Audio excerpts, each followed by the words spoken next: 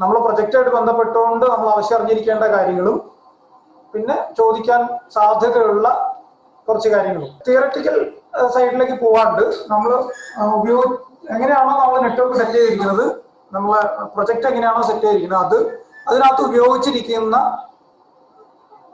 കാര്യങ്ങൾ എന്ന് വെച്ച് കഴിഞ്ഞാൽ cable, connector, NVR, camera, DVR, ഇങ്ങനെ പറയുന്ന POI സ്വിച്ച്, ഇങ്ങനെ പോകുന്ന രീതിയിൽ അത് അങ്ങനെ ഓരോ കോമ്പണന്റിനെയും പരിചയപ്പെടുത്തിക്കൊണ്ട് ലാസ്റ്റ് കമ്പൈൻ ചെയ്യാം എന്ന രീതിയിലാണ് ഉദ്ദേശിക്കുന്നത്. അപ്പൊ ആദ്യം ചെറുതിൽ നിന്ന് തുടങ്ങാം എന്നാണ് വിചാരിക്കുന്നത്. ആദ്യത്തെ സ്ക്രീൻ എല്ലാവർക്കും ഷെയർ ചെയ്തിട്ട് കാണാമെന്ന് പ്രതീക്ഷിക്കുന്നു. കേബിൾ പലതരത്തിലുണ്ട്, പല ആവശ്യങ്ങൾക്ക് നമ്മൾ ഉപയോഗിക്കാറുണ്ട്. ഇലക്ട്രിസിറ്റി ആവശ്യങ്ങൾക്ക്, ടെലിഫോൺ ആവശ്യങ്ങൾക്ക്, കമ്മ്യൂണിക്കേഷൻ ആവശ്യങ്ങൾക്ക്, ഡാറ്റയ്ക്ക്. അപ്പോൾ കേബിൾ എന്ന് പറഞ്ഞ ഈ രീതിയിൽ നമുക്ക് അതിന് ക്ലാസ്. പിന്നെ അതുപോലെ ഒപ്റ്റിക്കൽ കേബിളുകൾ, അതായത് ലൈറ്റ് കണ്ടക്ട് ചെയ്യാവുന്ന തരത്തിലുള്ള കേബിളുകൾ, അങ്ങനെ കേബിളുകളിലെ ഇങ്ങനെ അടിസ്ഥാനപരമായി അങ്ങനെ വേർതിരിച്ചു കൊണ്ടുവരാം. പക്ഷെ നമുക്ക് ഇവിടെ നമ്മൾ സാധാരണ ഉപയോഗിക്കുന്ന കേബിളിന്റെ ചിത്രമാണ് നമ്മൾ ഈ കാണുന്നത്. അതിൽ തന്നെ എന്തൊക്കെ തരത്തിലുള്ള വ്യത്യാസമാണ് അതിനകത്ത് ഇരിക്കുന്നതെന്ന് തന്നെ പറയാനുള്ളതെന്ന്. CAT3 മുതൽ cable, UTP cable and STP cable, ഇങ്ങനെ രണ്ട് തരത്തിലെ കേബിളുകളുണ്ട്. UTP എന്ന് പറഞ്ഞു കഴിഞ്ഞാൽ അൺഷീൽഡഡ് ട്വിസ്റ്റഡ് പെയർ ആണ് UTP എന്ന് പറയുന്നത്. STP എന്ന് പറഞ്ഞാൽ ഷീൽഡഡ് ട്വിസ്റ്റഡ് പെയർ. ഇങ്ങനെ രണ്ട് ടൈപ്പ് കേബിളാണ്. അതിൽ അത്ര ഞാൻ പറഞ്ഞു നിർത്തുകയാണ്, കേബിളിൽ ജസ്റ്റ് പരിചയപ്പെടാൻ വേണ്ടി. ഇനി നമ്മൾ ഉപയോഗിക്കുന്ന കേബിളിലേക്ക് വരാം. CAT5, CAT6, CAT7 ഇത്തരം കേബിളുകൾ നമ്മൾ ഉപയോഗിക്കുന്നത്. അത് UTP കേബിളാണ്. ആ CAT5ഉം CAT6ഉം CAT7ലേക്ക് വരുന്നത് നമ്മൾ അവിടെ ഉപയോഗിച്ചിരിക്കുന്നത് CAT6 ആണ്. ഇനി CAT5ഉം CAT6ഉം CAT7ഉം തമ്മിൽ വ്യത്യാസം വരുന്നത് എവിടെയാണെന്ന് വെച്ചാൽ അതിലൂടെ കണ്ടക്ട് ചെയ്യുന്ന ട്രാൻസ്മിഷൻ സ്പീഡും മാക്സിമം അലോ ചെയ്യുന്ന ബാൻഡ്വിഡ്ത്തും, ഈ രണ്ട് കാര്യങ്ങളെ കമ്പയർ ചെയ്തുകൊണ്ടാണ് CAT5, CAT6. CAT5ൽ തന്നെ E ഉണ്ട്, 6. CAT6ൽ 6E ഉണ്ട്, 6A ഉണ്ട്, CAT7 ഉണ്ട്, CAT3 ഉണ്ട്, CAT5 ഉണ്ട്. ഇത്രയും കാറ്റഗറീസ് ആൻഡ് ഡീറ്റെയിൽ ആയിട്ട് പോകുമ്പോൾ ഉണ്ട്. ഞാൻ സിംപിളി ഇടയ്ക്ക് വെച്ച് മാത്രം പറയാം. CAT5Eയും CAT6ഉം ആണ് സാധാരണഗതിയിൽ ഉപയോഗിക്കാറുള്ളത്. അത് രണ്ടും തമ്മിലുള്ള വ്യത്യാസം പറയുമ്പോൾ അതിന്റെ മാക്സിമം ട്രാൻസ്മിഷൻ സ്പീഡ് എന്ന് പറയുന്നത് CAT5Eയിൽ 1000 Mbps ആണ് അതിന്റെ maximum transfer speed, minimum transfer speed to 1 GB/s. 1000 MB മുതൽ 1 GB വരെയാണ് അതിന്റെ, അതായത് ഒരു ഇലക്ട്രിക് സിഗ്നൽ ആയിരിക്കുമല്ലോ നമ്മളൊരു ട്രാൻസ്ഫർ ചെയ്യുന്നത്. അപ്പൊ ട്രാൻസ്ഫർ ചെയ്യുന്നതിന് മാക്സിമം സ്പീഡ് 1 GB/s ആണ്. മിനിമം 1000 ആണ്. അതിന്റെ ഇൻ ബിറ്റ്വീൻ ആണ് അതിന്റെ സ്പീഡ് വരുന്നത്. Maximum up to 100 meters. അത് ട്രാൻസ്ഫർ ചെയ്യാൻ പറ്റുന്ന ദൂരം, ഡിസ്റ്റൻസ് പറയുന്നത്, മാക്സിമം ഡിസ്റ്റൻസ് പറയുന്നത് 100 മീറ്റർ ആണ്. അതിന് മുകളിലേക്ക് ഇത് ട്രാൻസ്ഫർ ചെയ്യാൻ പറ്റില്ല. അവിടെ തന്നെ ഉപയോഗിക്കുന്നത് 100 MHz വരെയാണ് അതിന്റെ ബാൻഡ്വിഡ്ത്ത്. 100 MHz ആണ് അതിന്റെ ബാൻഡ്വിഡ്ത്ത്. പിന്നെ CAT6ലേക്ക് വന്നാൽ അതിൽ തന്നെ CAT6ൽ തന്നെ രണ്ട് ടൈപ്പ് ഉണ്ട്, ഷീൽഡഡ് ഉണ്ട്, അൺഷീൽഡഡ് ഉണ്ട്. ഇത് നമ്മൾ ഉപയോഗിച്ചിരിക്കുന്നത് CAT6 ആണ്. ഈ ഇടയ്ക്ക് നമ്മൾ ഉപയോഗിച്ചിരിക്കുന്നത്, നമ്മൾ ചെയ്യുന്നത് എന്ന് പറയുന്നത് ക്വസ്റ്റ്യൻ വരാൻ സാധ്യത ഞാൻ കാണുന്ന സംഭവങ്ങളാണ്. CAT6 ഷീൽഡഡ് ഉണ്ട്, അൺഷീൽഡഡ് ഉണ്ട്. അതിൽ 1000 Mbps മുതൽ 1 GB വരെ തന്നെയാണ് അതിന്റെ ട്രാൻസ്ഫർ റേറ്റും. പക്ഷേ അത് 100 MHz മുതൽ 250 MHz വരെയാണ് അതിന്റെ ബാൻഡ്വിഡ്ത്ത് ഉണ്ടാവുക. അതാണ് ആദ്യവും 5Eയും 6ഉം തമ്മിലുള്ള വ്യത്യാസം പറഞ്ഞത്. പിന്നെ 6A ആണ്. 6Aയിൽ 10,000 Mbps മുതൽ 10 GB വരെയാണ് അതിന്റെ സ്പീഡ്. പറഞ്ഞതും 100 മീറ്റർ വരെ പറ്റുള്ളൂ. അതിന്റെ ബാൻഡ്വിഡ്ത്ത് എന്ന് പറയുന്നത് 500 MHz ആണ്. അതിൽ തന്നെ ഷീൽഡഡും ഉണ്ട്. ഷീൽഡഡ് ആണ് ഈ 500 MHz വരെ ബാൻഡ്വിഡ്ത്ത് ഉള്ള കേബിൾ എന്ന് പറയുന്നത്. അപ്പൊ അതാണ് കേബിളിനെ കുറിച്ച് ഏറ്റവും ചുരുക്കി വളരെ വേഗത്തിൽ പറഞ്ഞു പോകാനുള്ളത്. 3 ഉണ്ട്, CAT5 ഉണ്ട്, CAT5E ഉണ്ട്, CAT6 ഉണ്ട്, CAT6A ഉണ്ട്, CAT7 ഉണ്ട്. പക്ഷെ നമ്മൾ സാധാരണ ഉപയോഗിക്കുന്നത്, സാധാരണ ഇതിൽ ഇപ്പോൾ ഉപയോഗിച്ചുകൊണ്ടിരിക്കുന്ന ഇത്തരം കേബിളുകളാണ്. അതിന്റെ ബാൻഡ്വിഡ്ത്ത് ആണ് പറഞ്ഞത്. CAT5E ആണെങ്കിൽ അത് 1000 Mbps മുതൽ 1 GB/s വരെയാണ്. അത് 100 MHz ആണ്. പിന്നെ CAT6 ആണെങ്കിൽ അത് ഷീൽഡഡ് ഉണ്ട്, അൺഷീൽഡഡ് ഉണ്ട്. അത് 1000 Mbps മുതൽ 1 GB വരെയാണ്. അതിന്റെ transmission speed maximum up to 100 meter. Then 250 MHz ആണ് അതിന്റെ മാക്സിമം ബാൻഡ്വിഡ്ത്ത് അലോ ചെയ്യുന്നത്. പിന്നെ CAT6A ആണ് പിന്നെ ഒന്ന് പറയാനുള്ളത്.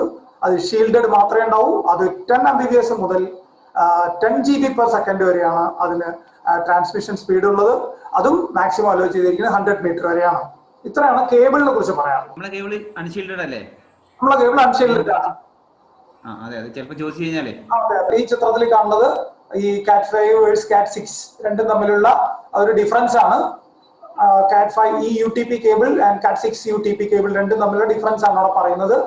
കമ്പാരിസണിന് വേണ്ടി ഈ രണ്ട് ചിത്രവും ഒന്ന് ശ്രദ്ധിച്ചാൽ നന്നാവും.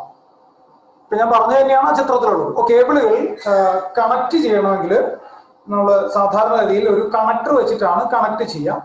പലതരം കണക്ടേഴ്സ് ഉണ്ട്.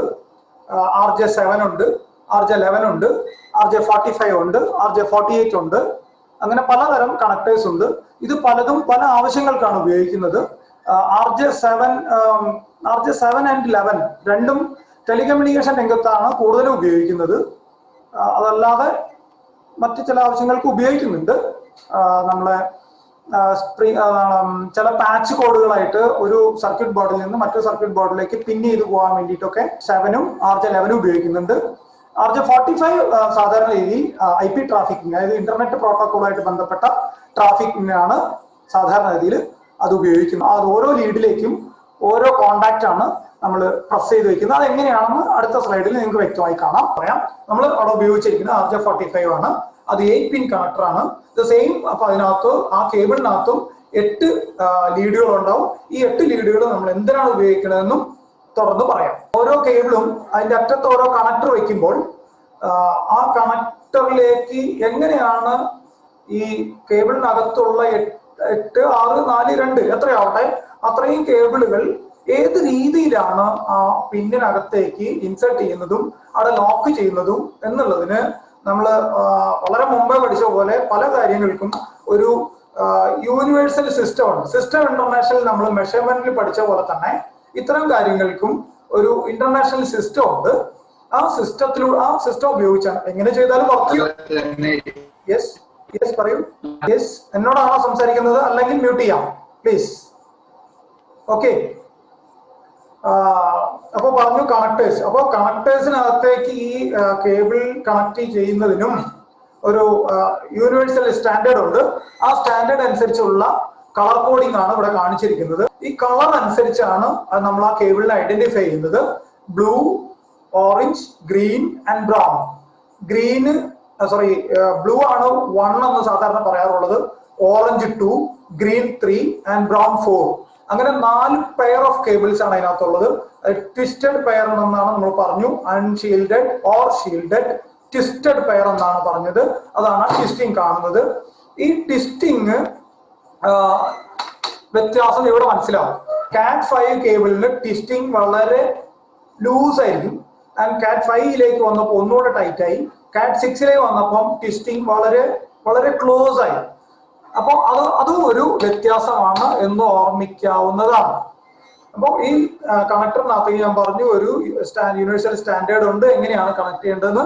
അപ്പൊ അത് കണക്ട് ചെയ്യുന്നത് ഓരോ കേബിൾ ഓരോ ലെയറിനെയും നമ്മൾ ഐഡന്റിഫൈ ചെയ്യണം. ഐഡന്റിഫൈ ചെയ്യണമെങ്കിൽ അതിന് എന്തുണ്ട്? കളർ കോഡ് ഉണ്ട്. ആ കളർ കോഡാണ് ഈ പറയുന്നത്. Blue, white of blue, orange, white off orange, green, white off green, brown, white off brown എന്ന രീതിയിലാണ് അതിനെ പറയുക. ഒരു യൂണിവേഴ്സൽ സ്റ്റാൻഡേർഡിലാണ് ഈ കളർ കോഡിംഗ് നമ്മൾ അറേഞ്ച് ചെയ്യുന്നത്. ഈ കാണിച്ചിരിക്കുന്ന ചിത്രം എന്ന് പറയുന്നത് എങ്ങനെയാണ് കറക്റ്റ് ആയിട്ട് ഒരു കണക്ടറിനകത്തേക്ക് കേബിൾ ഇൻസേർട്ട് ചെയ്യാന്നാണ്. കേബിൾ ആദ്യം നമ്മൾ എന്ത് ചെയ്യണമെന്ന് വെച്ച് കഴിഞ്ഞാൽ ഈ കണ്ട കേബിളിനെ നമ്മൾ വളരെ സ്ട്രെയിറ്റ് ആക്കിയിട്ട് ഒരു നിരപ്പാക്കി കയ്യിൽ ഇങ്ങനെ സ്കെയിൽ അമർത്തി വെച്ച് കഴിഞ്ഞാൽ അമർന്ന് നിൽക്കുന്ന രീതിയിൽ ഈ ട്വിസ്റ്റിംഗ് ഒക്കെ മാറ്റി ആ കണക്ടറിനകത്തേക്ക് കയറാനുള്ള ഭാഗം മാത്രമാണ് അങ്ങനെ ചെയ്യേണ്ടത്. അങ്ങനെ അതിന്റെ ട്വിസ്റ്റിംഗ് എല്ലാം മാറ്റി വൃത്തിയായി സ്ട്രെയിറ്റ് ആക്കി നിർത്തുകയും എന്നിട്ട് ആ ഭാഗം കൃത്യമായി കട്ട് ചെയ്യുകയും ചെയ്യും. കട്ട് ചെയ്തതിനു ശേഷം അതിനകത്തേക്ക് കയറ്റി വയ്ക്കും. അപ്പൊ അങ്ങനെ ചെയ്യുമ്പോൾ ഇവിടെ ഈ കോഡിംഗ് അനുസരിച്ച് നമ്മൾ blue, white of blue, orange, white off orange, green, white off green, brown, white off brown എന്ന രീതിയിലല്ല നമ്മൾ അതിനെ അറേഞ്ച് ചെയ്യുന്നത്. അതിനൊരു സ്റ്റാൻഡേർഡ് കോഡിംഗ് ഉണ്ട്. ഇതാണ് വൈറ്റ് ഓഫ് ഓറഞ്ച്. ഞാൻ എന്റെ മൗസ് നീങ്ങുന്നത് കാണാമെന്ന് വിചാരിക്കുന്നു. ആരെങ്കിലും ഒരാൾ റിപ്ലൈ ചെയ്താൽ നന്നായി. മൗസ് കൊണ്ട് ടച്ച് ചെയ്യുന്ന ഈ white off orange, then white of green, blue, white of blue, then green and white of brown. ഇതാണ് ഒരു സ്റ്റാൻഡേർഡ് മെത്തേഡ് എന്ന് വെച്ച് കഴിഞ്ഞാൽ ആ ഇതിന്റെ പേര് പറയുന്ന താഴെ എഴുതിയിട്ടുണ്ട് TIA bar EIA 568B standard എന്നാണ് അതിനെ പറയുക. അതിന്റെ ലെഫ്റ്റ് സൈഡിലുള്ള എന്താണെന്ന് തുടർന്ന് ഞാൻ പറയാം. അപ്പോൾ കണക്ടറിലേക്ക് ഇത് എങ്ങനെയാണ് ഇൻസേർട്ട് ചെയ്തത്. അപ്പോൾ ഈ രീതിയിൽ നമ്മൾ കേബിളിനെ വളരെ വൃത്തിയായി ലീഡ് ചെയ്ത് ഇങ്ങനെ വലിച്ച് നീട്ടി നിർത്തി അതിന്റെ ട്വിസ്റ്റിംഗ് ഒക്കെ മാറ്റി വൃത്തിയാക്കി വെക്കുക. എന്നിട്ട് ഈ കേബിൾ ഓരോ ലെയറുകളും തമ്മിലുള്ള അകലം കൃത്യമായി നിൽക്കുന്നതിന് വേണ്ടി സ്പേസിംഗ് ബാർ എന്നൊരു ബാർ ഉണ്ട്, അത് അതിനകത്തേക്ക് കയറ്റി വെക്കും.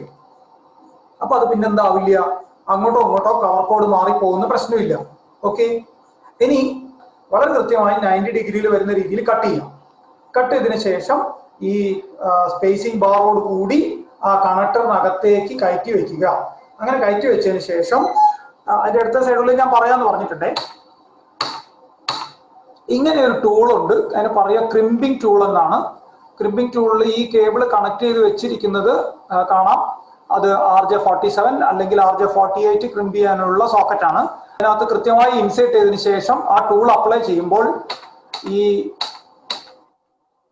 കണക്ടറിന്റെ അറ്റം കാണാം, അവിടെ ഗോൾഡൻ കളറിൽ അതിന്റെ കോണ്ടാക്ട്സ് കാണാം. ഈ കോണ്ടാക്ട്സ് താഴേക്ക് ഇറങ്ങി ചെല്ലുകയും ഈ കേബിളിന്റെ ഉള്ളിലുള്ള ഓരോ ലെയറിന്റെ ഉള്ളിലുള്ള കോപ്പർ ലീഡുമായി ടച്ച് ആവുകയും ചെയ്യും. റൈറ്റ് സൈഡിൽ മുകളിലുള്ള ചിത്രം വളരെ വ്യക്തമായിട്ട് പറയുന്നുണ്ട് ഈ കണക്ടറിനകത്ത് കേബിൾ ഫിക്സ് ചെയ്യുന്നത്. അപ്പൊ അതിന് പറഞ്ഞു പ്രത്യേക കളർ കോഡിംഗ് ഉണ്ട്. White off orange, white off green, blue, white of blue, green, white off brown. ഇതാണ് ആ കളർ കോഡിംഗ്. ആ കളർ കോഡിങ്ങിനെ പറയുന്ന പേര് 568B സ്റ്റാൻഡേർഡ് എന്നാണ്.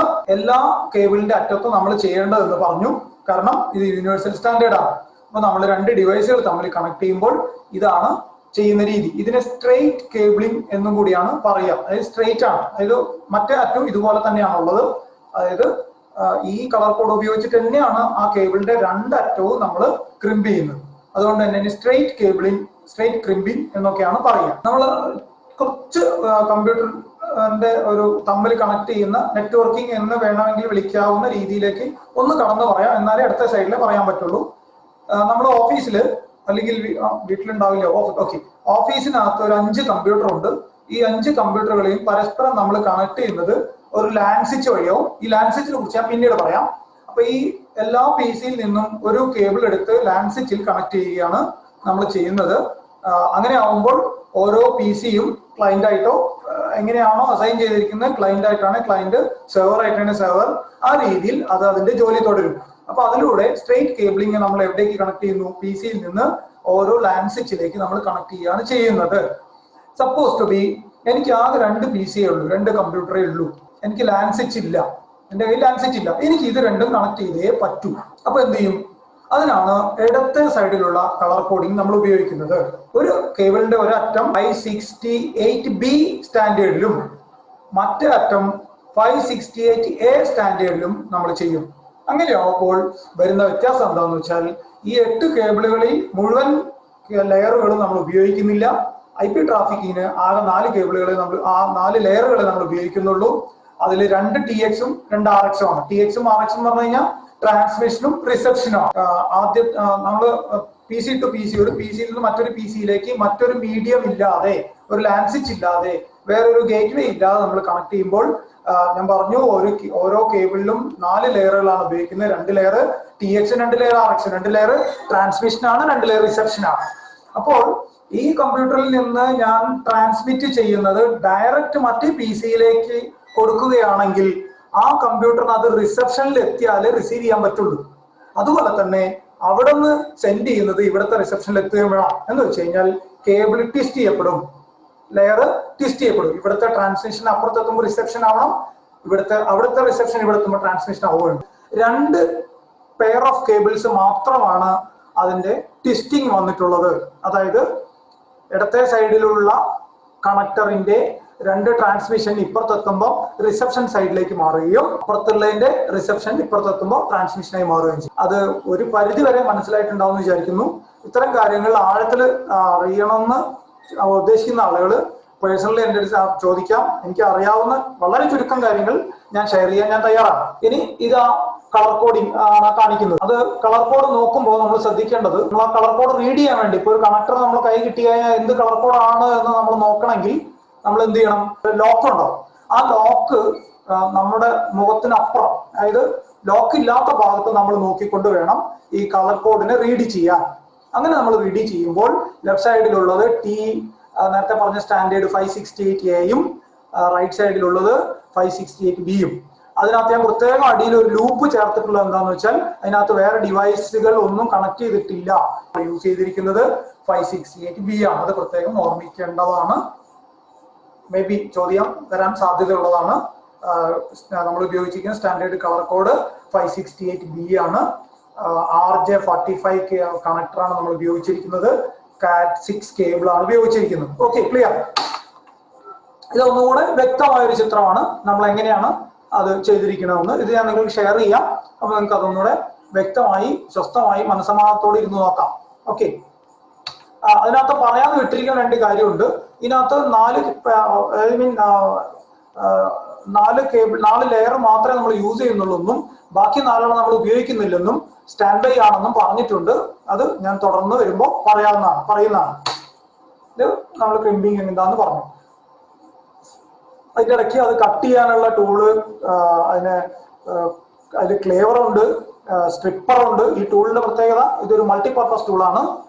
ധാരാളം ഓപ്ഷൻസ് ഉണ്ട്. കട്ട് ചെയ്യാനുള്ള ഓപ്ഷൻ ഉണ്ട്, സ്ട്രിപ്പർ ഉണ്ട്, ക്രിമ്പ് ചെയ്യാനുള്ളതുണ്ട്. അങ്ങനെ ഒരു മൾട്ടിപർപ്പസ് ടൂൾ ആയിട്ടാണ് ഇത് ഉപയോഗിക്കുന്നത്.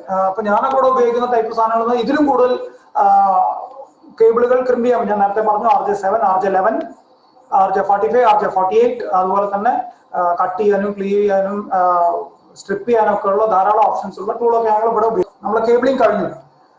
കേബിളിംഗ് കഴിഞ്ഞാൽ നമുക്ക് നമ്മുടെ ഡിവൈസിലേക്ക് അത് കണക്ട് ചെയ്യണമെങ്കിൽ ഈ കേബിൾ വർക്കിംഗ് ആണ് എന്ന് നമുക്ക് ഉറപ്പുവരുത്തണം. അതിന് ഉപയോഗിക്കുന്ന ഒരു ഡിവൈസാണ് കേബിൾ ചെക്കർ. കേബിൾ ഫോൾട്ട് വന്നു, ഒരു ക്യാമറ ഡിറ്റക്ട് ചെയ്യുന്നില്ല. ക്യാമറ നമ്മൾ വേറെ ഒരു ഇതിലേക്ക് എടുത്ത് കണക്ട് ചെയ്തൊക്കെ ഇറ്റ്സ് വർക്കിംഗ്. DVR-ന്റെ പോർട്ടും വർക്കിംഗ്, അല്ലെങ്കിൽ NVR-ന്റെ പോർട്ടും വർക്കിംഗ് ആണ്.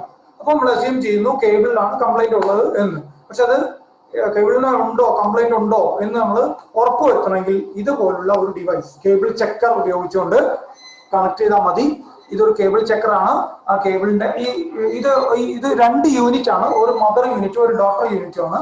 ഈ ഡോട്ടർ യൂണിറ്റിനെയും മദർ യൂണിറ്റിനെയും നമുക്ക് ഡിറ്റാച്ച് ചെയ്യാൻ പറ്റും. അങ്ങനെ ഡിറ്റാച്ച് ചെയ്ത് കഴിഞ്ഞിട്ട് അതിന്റെ ഡോട്ടർ യൂണിറ്റ് നമ്മൾ ഒരു എൻഡിലും മദർ യൂണിറ്റ് വേറെ എൻഡിലും കണക്ട് ചെയ്യും. അങ്ങനെ കണക്ട് ചെയ്ത് കഴിഞ്ഞാൽ അതിന്റെ സൈഡിൽ ഒരു സ്വിച്ച് ഉണ്ട്. ആ സ്വിച്ച് ഓൺ ചെയ്ത് കഴിഞ്ഞാൽ അതിൽ മുകളിൽ കാണുന്ന LED ലൈറ്റ്സ് 1 by 1 ആയിട്ട് ബ്ലോ ചെയ്യും. അപ്പൊ നമുക്ക് മനസ്സിലാവും ഏത് ലെയർ ആണ് കംപ്ലൈന്റ് ഉള്ളത് എന്ന് കൃത്യമായി തിരിച്ചറിയാൻ പറ്റുന്ന ഒരു ഡിവൈസാണ്. ഈ 2 യൂണിറ്റ് ഉണ്ട്, mother unit and daughter unit. അപ്പൊ ഈ 2 യൂണിറ്റുകളെയും കമ്പൈൻ ചെയ്തുകൊണ്ട് നമുക്ക് കേബിളിന്റെ ഓരോ ലെയറും എവിടെയാണ് പ്രശ്നമുള്ളതെന്ന് നമുക്ക് കൃത്യമായി ഐഡന്റിഫൈ ചെയ്യാൻ പറ്റും എന്നതാണ് ഇതിന്റെ പ്രത്യേകത. പിന്നെ ഇവിടെ എൻ്റെ വേറൊരു സാധനമുള്ളതാ. ഇതൊരു മൾട്ടി പർപ്പസ്, ഇതിന്റെ പേര് ഇങ്ങനെയാണ്, മൾട്ടി ഫംഗ്ഷൻ കേബിൾ ടെസ്റ്റർ എന്നാണ്. ഇത് പലതരത്തിലുള്ള കേബിളുകൾ ടെസ്റ്റ് ചെയ്യാനുള്ള ഓപ്ഷൻ ഇതിനകത്തുണ്ട്. ഇത് കോയാക്സൈൽ കേബിള്, സാധാരണ ക്രോക്കഡൈൽ പിന്നിട്ടിട്ട് നമുക്ക് ചെക്ക് ചെയ്യാം. ഇത് കണക്ടേഴ്സ് ഒന്നും ഇല്ല, ഫ്രീ ലീഡ് ആണ് ഉള്ളതെങ്കിൽ നമുക്ക് ക്രോക്കഡൈൽ പിൻ വെച്ച് ചെക്ക് ചെയ്യാം. ഇത് RJ45, 48 ലെവലിലുള്ളത്. ഇത് RJ11. ഇത്തരത്തിൽ മൾട്ടിപർപ്പസ് ആയിട്ട് ടെസ്റ്റ് ചെയ്യുന്ന യൂണിറ്റുകളുണ്ട്.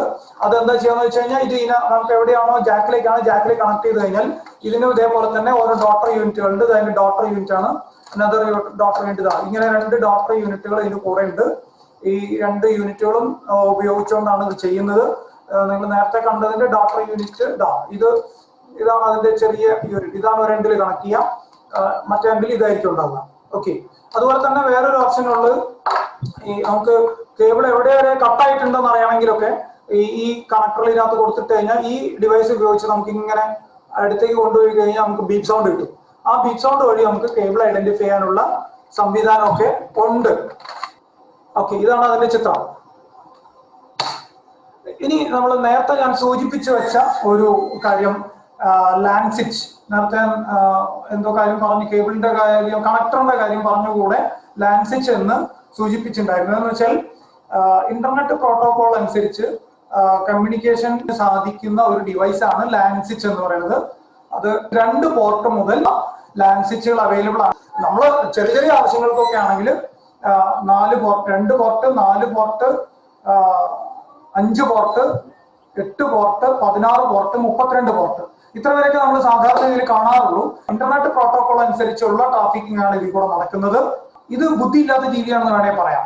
കമ്പാരിറ്റീവ്ലി ഇതിനെ മാനേജ് ചെയ്യാവുന്ന വേറൊരു സംവിധാനമുണ്ട്. അതായത് ഇപ്പം പ്രനീഷിന്റെ ഒരു PC, ഷഫീഖിന്റെ ഒരു PC, റഷീദിക്കയുടെ ഒരു PC, എൻ്റെ ഒരു PC, എൻ്റെ കയ്യിലുള്ള PC സെർവർ ആണെന്നും ഈ സെർവർ ഒരു മാനേജ്ഡ് സ്വിച്ചിലൂടെയാണ് ഞാൻ ഈ പറഞ്ഞ 4 ആളുകൾക്കും കണക്ട് ചെയ്ത് തന്നിരിക്കുന്നത്. അപ്പൊ എൻ്റെ സെർവറിലുള്ള ഡാറ്റ ഏത് സമയത്ത് എപ്പോൾ ഏതൊക്കെ അവൈലബിൾ ആവണം എന്ന് എനിക്ക് കസ്റ്റമൈസ് ചെയ്യാനും ഡിസൈൻ ചെയ്യാനും പറ്റും. അത്തരത്തിൽ മാനേജ് ചെയ്യാവുന്ന തരത്തിലുള്ള സ്വിച്ചുകളുണ്ട്. അതിന് ഇന്റലിജന്റ് സ്വിച്ചുകൾ എന്നാ പറയുക. അത്ര ഡീറ്റെയിലേക്ക് പോകുന്നില്ല, അത് അതിന്റെ അടുത്ത വേർഷനാണെന്നാണ് ചുരുക്കി പറഞ്ഞത്. നമ്മൾ ഉപയോഗിച്ചിരിക്കുന്നത് ഈ സ്വിച്ചാണ്. ഈ സ്വിച്ച് എന്തിനാണ്, എവിടെയാണ് ഉപയോഗിക്കേണ്ടി വരിക എന്നുള്ളത് നെറ്റ്വർക്കിംഗിലേക്ക് പറയുമ്പോൾ എന്ന് വെച്ചാൽ അത് എങ്ങനെ നെറ്റ്വർക്ക് ചെയ്തിരിക്കുന്നു എന്ന് പറയുന്ന സമയത്ത് ഈ കോമ്പണന്റ് എവിടെയാണ് നമ്മൾ ഉപയോഗിച്ചിരിക്കുന്നതെന്ന് പറയാം. ഇന്റർനെറ്റ് പ്രോട്ടോകോൾ അനുസരിച്ച് അല്ലെങ്കിൽ ആ ടെക്നോളജി അനുസരിച്ച് വർക്ക് ചെയ്യുന്ന ഏത് ഡിവൈസുകളും ഇതിനകത്ത് കണക്ട് ചെയ്യാം. അപ്പൊ അങ്ങനെ ഇതിനകത്ത് വരുന്ന ഓരോ കേബിളിലും 4 ലീഡുകൾ ഉപയോഗിക്കപ്പെട്ടിട്ടുണ്ടാവും. ബാക്കിയുള്ളത് സ്റ്റാൻഡ് ബൈ അവിടെ ഇരിക്കട്ടെ, പറയാം. അങ്ങനെ ആ 4 ലെയറിലൂടെയാണ് ഇതിലുള്ള ഡാറ്റ കമ്മ്യൂണിക്കേഷൻ നടക്കുന്നത് എന്ന് ചുരുക്കം. ക്യാമറ ആവാം, നമ്മള് പഞ്ചിങ് മെഷീൻ ആവാം, കമ്പ്യൂട്ടറുകളാവാം, അങ്ങനെ എന്താണ്, ഇപ്പൊ പ്രിന്ററുകളാവാം, പ്രിന്ററുകളൊക്കെ ലാൻ വഴി കണക്ട് ചെയ്യുന്ന പ്രിന്ററുകളുണ്ട്, ഫോട്ടോസ്റ്റാറ്റ് മെഷീൻ ആവാം. ഇതെല്ലാം നമുക്ക് ഇതിനകത്ത് കണക്ട് ചെയ്തിട്ട് നമ്മളെ കമ്പ്യൂട്ടർ നെറ്റ്വർക്കിംഗ് സിസ്റ്റവുമായിട്ട് ഉപയോഗിക്കുക. ഇന്റർനെറ്റ് പ്രോട്ടോകോൾ സൗകര്യമുള്ള ഓരോ ഡിവൈസുകളെയും തമ്മിൽ കണക്ട് ചെയ്യാൻ ഉപയോഗിക്കുന്ന ഡിവൈസ് ആണ് ലാൻ സ്വിച്ച് എന്ന് പറയുന്നത്. സിംപ്ലി ഇങ്ങനെ പറയാം. ഇങ്ങനെയുള്ള ഡിവൈസുകളിൽ നിന്നും ഒരു കേബിൾ കൊണ്ടുവന്ന് ഇതിനകത്ത് കണക്ട് ചെയ്യും. എന്നിട്ട് അത് കോൺഫിഗർ ചെയ്തിട്ടോ കോൺഫിഗർ ചെയ്യാതെയോ നമുക്കത് ഉപയോഗിക്കാം. അത് കുറച്ച് ഡീറ്റെയിൽ ആയി കൊണ്ടാണ് അങ്ങോട്ട് പോകുന്നില്ല. കോൺഫിഗറേഷൻ നമുക്ക് NVR വരുന്നുണ്ട്, അതപ്പോ കുറച്ച് മാത്രം പറയാം. ലാൻഡ് ഫുൾ ഫോം എന്ന് പറഞ്ഞേക്ക്. ലാൻഡ് ഫുൾ ഫോം എന്താ ചേട്ടാ, മറന്നുപോയി. ലോക്കൽ ഏരിയ നെറ്റ്വർക്ക് ആണോ? ലോക്കൽ ഏരിയ നെറ്റ്വർക്ക് ഞാൻ നോട്ട് ചെയ്ത് വെച്ചിരുന്നോ പറയാൻ വേണ്ടിട്ട്. ഇവിടെ ലാൻ ലോക്കൽ ഏരിയ നെറ്റ്വർക്ക് ആണ് ലാൻ. ഞാൻ പറഞ്ഞു ഈ ലാൻ സ്വിച്ചിനകത്ത് 4 ലെയറുകളാണ് ഉപയോഗിക്കുന്നത്, ബാക്കി 2 ലെയർ സ്റ്റാൻഡ് ബൈകൾക്കാണ്. ഇനി എന്റെ റൈറ്റ് സൈഡിലുള്ള ഡിവൈസ് നോക്കാം. അതിനെ പറയാം POE അഡാപ്റ്റർ എന്നാ പറയാ. ഇതിലൂടെ നമ്മൾ നേരത്തെ ലാൻ സ്വിച്ചില് IP ട്രാഫിക്കിംഗ് ആണ് നടക്കുന്നത്. അങ്ങനെയുള്ള പോർട്ടിനെ എത്തർനെറ്റ് എന്നാണ് പറയാ. അപ്പൊ 2 എത്തർനെറ്റ്, നേരത്തെ ലാൻ സ്വിച്ചിൽ 2, 4, 5 എത്തർനെറ്റ് പോർട്ടുകളായിരുന്നു. 2, 4, 5 എത്തർനെറ്റ് പോർട്ടുകളായിരുന്നു. ഇങ്ങനെ 4 പോർട്ടുള്ളതും 8 പോർട്ടുകളും 16 പോർട്ടുകളെ കുറിച്ച് പറഞ്ഞു. ആ പോർട്ടിനെ പറയാ എത്തർനെറ്റ് പോർട്ട് എന്നാണ് പറയാ. അതിൽ 4 ലെയറുകൾ ഉപയോഗിക്കണമെന്ന് പറഞ്ഞു. ഈ ബാക്കി കിടക്കുന്ന 4 ലെയറുകളെ എങ്ങനെ ഉപയോഗപ്പെടുത്താം എന്നാണ് ഇനി പറയാൻ പോകുന്നത്. ഈ 4 ലെയറിലൂടെ ഞാൻ വോൾട്ടേജ് ആണ് കൊണ്ടുപോകാൻ വെക്കുക. 2 ലെയർ പോസിറ്റീവും 2 ലെയർ നെഗറ്റീവും കൊണ്ടുപോകാം. അത് ഏതൊക്കെ ലെയറിലാണെന്ന് പറയാം. POE സ്വിച്ചസ് എന്ന് പറയുമ്പോൾ അതിനകത്ത് ലാൻ സ്വിച്ചിൽ വരുന്ന മാറ്റം എന്ന് പറയുന്നത് എന്താണ്? നമ്മൾ നേരത്തെ പറഞ്ഞ ലാൻ സ്വിച്ചിൽ 4 ലെയർ ഒഴിവാണെന്ന് പറഞ്ഞു. ആ 4 ലെയറിലൂടെ വോൾട്ടേജ് കൂടെ കൊണ്ടുപോകാനുള്ള സംവിധാനം. അങ്ങനെയുള്ള സ്വിച്ചുകളെയാണ് നമ്മൾ POE സ്വിച്ച് എന്ന് പറയുന്നത്. Power over Ethernet. എത്തർനെറ്റ് പോർട്ടിനെ പറയുന്നതാണ്. എത്തർനെറ്റ് പോർട്ടിലൂടെ വോൾട്ടേജും കൂടെ കൊടുക്കാവുന്ന സംവിധാനം, അതിനെയാണ് പവർ ഓവർ എത്തർനെറ്റ് എന്ന് പറയുന്നത്. അപ്പൊ POE സ്വിച്ച് എന്താണെന്ന് മനസ്സിലായി. ലാൻ സ്വിച്ചിന്റെ ഏട്ടനാണ്. ലാൻ സ്വിച്ചിന്റെ കൂടെ നമ്മൾ എന്തുകൂടെ കൊടുക്കും? ഒരു വോൾട്ടേജ് കൂടെ കൊടുത്തുവിടും. അപ്പൊ അതിനുള്ള സംവിധാനം കൂടെ അതിനകത്ത് ഉണ്ടായി കഴിഞ്ഞാൽ അത് എന്തായി മാറി? POE സ്വിച്ചായി മാറി. ഒരു ടവർ ഉണ്ടാക്കി വെച്ചില്ലേ, ആ ടവറിന്റെ മുകളിൽ എനിക്കൊരു ട്രാൻസ്മിറ്റർ വെക്കാം. ട്രാൻസ്മിറ്ററും എന്റെ കമ്പ്യൂട്ടറിൽ നിന്നാണ് ഞാൻ ട്രാൻസ്മിറ്റ് ചെയ്യുന്നത്. അപ്പൊ കമ്പ്യൂട്ടറിൽ നിന്ന് ട്രാൻസ്മിറ്റ് ചെയ്യണമെങ്കിൽ റിസീവ് ചെയ്യണമെങ്കിൽ എന്ത് വേണം? ഒരു ലാൻ കേബിൾ വേണം. അപ്പൊ അതിൽ TX ഉം RX ഉം 2 എണ്ണം വീതം 4 എണ്ണം പോയി. പിന്നെ ഈ മുകളിൽ കിടക്കുന്ന ഡിവൈസ് വർക്ക് ചെയ്യാൻ എന്ത് വേണം? ഒരു വോൾട്ടേജ് വേണം. ആ വോൾട്ടേജിനെ നമ്മൾ എന്ത് കൂടെ തന്നെ കൊണ്ടുപോകും? ലാൻ വഴി തന്നെ കൊണ്ടുപോകും. അങ്ങനെയുള്ള ആ ഉപയോഗിക്കുന്ന ഒരു ചിത്രമാണ്, ഉപയോഗിക്കുന്ന ഒരു ഡിവൈസിന്റെ ചിത്രമാണ് താഴെ കാണുന്നത്. മുകളിലുള്ള ആന്റിന വർക്ക് ചെയ്യാനുള്ള വോൾട്ടേജ് കൂടെ കൊണ്ടുപോകും. ഈ POE വഴി കൊണ്ടുപോകും, ഈ ലാൻ വഴി കൊണ്ടുപോകും. അപ്പൊ അതിനെ പറയാ POE. POE means power over Ethernet. അപ്പൊ 4 ലെയർ വഴി അതും അങ്ങോട്ട് കൊണ്ടുപോകും. അതില് പോസിറ്റീവ് ബ്ലൂവും white of blue and white of blue ആണ് പോസിറ്റീവ് ലീഡ്. നെഗറ്റീവ് ലീഡ് വന്നിട്ട് ബ്രൗൺ ആൻഡ് വൈറ്റ് ഓഫ് ബ്രൗണും വൈറ്റ് ഓഫ് ബ്രൗണും ആണ്. കണക്ടർ നോക്കിയാൽ അതിൽ കണക്ടറിൽ നമ്മൾ കണ്ടിട്ടായിരുന്നു ഇതാണ് കണക്ടർ. ഈ കണക്ടറിന്റെ blue and white of blue ആണ് നമ്മൾ പവറിന് വേണ്ടിയിട്ട് ഉപയോഗിക്കുന്നത്. റൈറ്റ് സൈഡിൽ കാണുന്ന വൈറ്റ് ഓഫ് ബ്രൗണും ആണ് നമ്മൾ നെഗറ്റീവിന് വേണ്ടി ഉപയോഗിക്കുന്നത്. ഓക്കെ, അപ്പൊ അതിലൂടെ നമ്മൾ എന്ത് കൊണ്ടുപോയി? ഇപ്പം വോൾട്ടേജോടെ കൊണ്ടുപോയി. അപ്പം അങ്ങനെ അതിന്റെ ഡിവൈസിനെ വർക്ക് ചെയ്യിക്കാം. അപ്പൊ ആ ഡിവൈസ് വർക്ക് ചെയ്യാനുള്ള വോൾട്ടേജ് കൂടെ നമുക്ക് ഈ ഇഥർനെറ്റ് പോർട്ട് വഴി കൊണ്ടുപോകാനുള്ള സംവിധാനമാണ് POE സ്വിച്ച്. ഇത്തരത്തിലുള്ള ഒരു POE സ്വിച്ച് ആണ് നമ്മൾ അവിടെ ഉപയോഗിച്ചിരിക്കുന്നത്. POE സ്വിച്ച് എന്ന് പറയുമ്പോൾ ഇനി അതിനെ POE സ്വിച്ച് സാധാരണ റൈറ്റ് സൈഡിൽ കാണുന്ന POE സ്വിച്ചിന്റെ പ്രത്യേകത, ഒരു പവർ കേബിൾ കാണാം, അത് കറണ്ടിൽ കുത്തി കഴിഞ്ഞാൽ അതിൽ നിന്നുള്ള വോൾട്ടേജ് കിട്ടും. കൂടാതെ അതൊരു ലാൻഡ് സ്വിച്ചും കൂടിയാണ്. ഒരു പോർട്ടിൽ POE വോൾട്ടേജ് ഉണ്ടാവും. ആ പോർട്ടിൽ ലാൻഡ് കേബിൾ കണക്ട് ചെയ്ത് കഴിഞ്ഞാൽ മറ്റേ എൻഡിൽ എന്തെത്തും? വോൾട്ടേജ് എത്തും. അപ്പൊ ആ എൻഡിൽ കണക്ട് ചെയ്ത ഡിവൈസ് വർക്ക് ചെയ്യാനുള്ള വോൾട്ടേജും അവിടെ കിട്ടും. സ്വാഭാവികമായി നമുക്കൊരു സംശയം ഉണ്ടാവും, അവിടെ അത് നമ്മൾ പല സ്റ്റാൻഡേർഡിൽ ഉപയോഗിക്കുന്നുണ്ട്. 12 വോൾട്ട് ഉണ്ട്, 48 വോൾട്ട് ഉണ്ട്, 24 വോൾട്ട് ഉണ്ട്. ഈ കാണുന്ന റൈറ്റ് സൈഡിലുള്ള അഡാപ്റ്ററിൽ 48 വോൾട്ട് POE വോൾട്ടേജ് 48 ആണ്. നമ്മൾ ഉപയോഗിക്കുന്നത് 12 വോൾട്ട് ആണ്. DC ആണോ AC ആണോ? AC കൊണ്ടുപോവില്ല. അതിന്റെ കാര്യം എന്താണ്? ഡാറ്റ ട്രാഫിക് നടക്കുന്ന ഒരു ലെയറിലൂടെ നമ്മൾ AC കൊണ്ടുപോയി കഴിഞ്ഞാൽ എന്ത് സംഭവിക്കും? ഇന്ററപ്റ്റഡ് ആവും. ഓക്കെ, അപ്പൊ ഉപയോഗിക്കില്ല, DC ആണ് ഉപയോഗിക്കുന്നത്.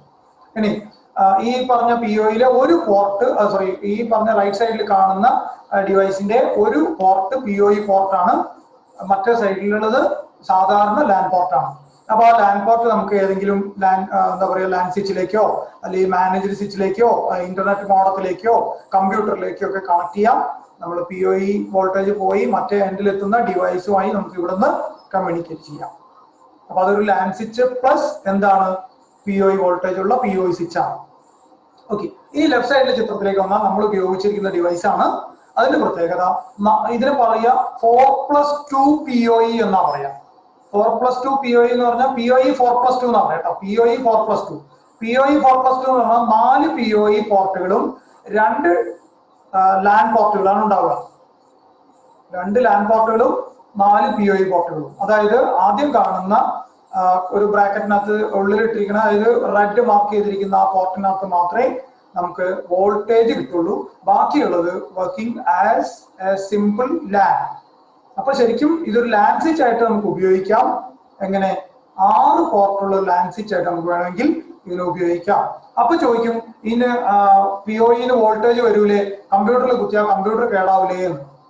അങ്ങനെ ചോദ്യത്തിന് പ്രസക്തി ഇല്ല. കാരണം സാധാരണ ലാൻ സോക്കറ്റുകളുടെ വോൾട്ടേജ് വരുന്ന പോർട്ടുകൾ NC ആയിരിക്കും, നോ കണക്ഷൻ ആയിരിക്കും.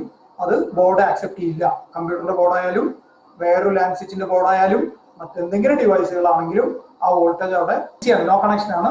PCBയിലേക്ക് കണക്ഷൻ ഉണ്ടാവില്ല. അപ്പൊ നമുക്കതൊരു 6 പോർട്ട് ലാൻ ആയിട്ട് ഉപയോഗിക്കാം. പക്ഷെ ഭയങ്കര കോസ്റ്റ്ലി ആണ്, അതുകൊണ്ട് അങ്ങനെ ഉപയോഗിക്കില്ല. അപ്പൊ 4 പോർട്ട് POEയും 2 ഡാറ്റ പോർട്ടും. ഡാറ്റ കമ്മ്യൂണിക്കേഷൻ ഉപയോഗിക്കുന്നത് ഡാറ്റ പോർട്ട് എന്ന് പറയാം. മറ്റേതും 4ഉം ഡാറ്റ പോർട്ട് തന്നെയാണ് ഉപയോഗിക്കുന്നത്. ഈ POE പോർട്ട് ഉപയോഗിച്ച് നമ്മൾ 4 ക്യാമറകൾ കണക്ട് ചെയ്യും. അപ്പൊ ക്യാമറ ഓൺ ആയി. ക്യാമറയെ കുറിച്ച് ഡീറ്റെയിൽ ആകും പറയാം. ക്യാമറയിൽ നമ്മൾ സിഗ്നൽ ഇവിടെ എത്തും. ഇവിടെ എത്തിക്കഴിഞ്ഞാൽ അത് എന്തിലേക്ക് കൊടുക്കണം? NVRലേക്ക് കൊടുക്കണം. NVRO DVRലേക്ക് കൊടുക്കണം. അപ്പൊ അതിന് നമ്മൾ ഏത് പോർട്ട് ഉപയോഗിക്കും? നമ്മളെ സൈഡിലുള്ള 2 സാധാരണ ലാൻ പോർട്ടുകൾ ഉപയോഗിക്കും. ഓരോ POEയും വേണം. ഓരോ ക്യാമറയ്ക്കും ഓരോ POE പോർട്ട് വേണം. ഓരോ ക്യാമറയും ഓരോ POE പോർട്ടിൽ നിന്ന് തന്നെ പോകണം. പവർ സപ്ലൈ ആണ് ഞാൻ ചോദിച്ചത്. POE സ്വിച്ചിന് പവർ പോസിറ്റീവ് നെഗറ്റീവും അത് ഓരോ ക്യാമറയ്ക്ക് ഇൻഡിവിജ്വൽ ആയിട്ട് തന്നെ വേണം. സെപ്പറേറ്റ് ഇടയ്ക്ക് വെച്ച് പാരലൽ ചെയ്യാമോ എന്ന ചോദ്യത്തിന് പറ്റില്ല എന്നാണ് കാര്യം. എന്തുകൊണ്ടാണെന്ന് വെച്ചാൽ വോൾട്ടേജ് കിട്ടുമായിരിക്കാം, പക്ഷെ internet protocol IP traffic, Ethernet പോർട്ടിൽ നിന്ന് വരുന്ന IP ട്രാഫിക്കിംഗ് IP അഡ്രസ് വെച്ചാണ് വർക്ക് ചെയ്യുന്നത്. ഒരു കേബിളിലൂടെ 2 device at A time parallel ചെയ്യാനുള്ള സംവിധാനം ഇല്ല. ഓരോ POE പോർട്ടിലേക്കും പ്രത്യേകം വേണം ഓരോ ക്യാമറ കണക്ട് ചെയ്യാൻ. ഓരോ ക്യാമറയിലേക്കും ഓരോ POE പോർട്ടിൽ നിന്ന് തന്നെ കേബിൾ കണക്ട് ചെയ്യാം. നിങ്ങൾക്ക് എല്ലാവർക്കും താല്പര്യമുള്ള ക്യാമറ ഹിഡൻ ക്യാമറയാണല്ലോ, അതുകൊണ്ടാണ് ഈ ക്യാമറയുടെ ചിത്രം വെച്ചേട്ടാ. മറ്റേ നമ്മൾ വെച്ച ക്യാമറ ഇതല്ലാന്ന് അറിയാലോ. ഇനി ക്യാമറയെ കുറിച്ച് പറയുമ്പോൾ പല തരത്തിലുള്ള ക്യാമറകൾ പറയാറുണ്ട്. CCTV നെറ്റ്വർക്കിന് വേണ്ടി ഉപയോഗിക്കുന്ന ക്യാമറകളെ കുറിച്ച് മാത്രം പറയാം. അത് മുഴുവൻ പറയുന്നില്ല, വളരെ കുറച്ചെണ്ണം പ്രധാനമായി എടുത്ത് പറയുന്നത് വളരെ പ്രധാനപ്പെട്ട മാത്രമാണ്. Dome CCTV cameras, bullet cameras, PTZ PTZ എന്ന് പറഞ്ഞാൽ പാൻ ടിൽറ്റ് ആൻഡ് സൂം ആണ് PTZ എന്ന് പറയുന്നത്.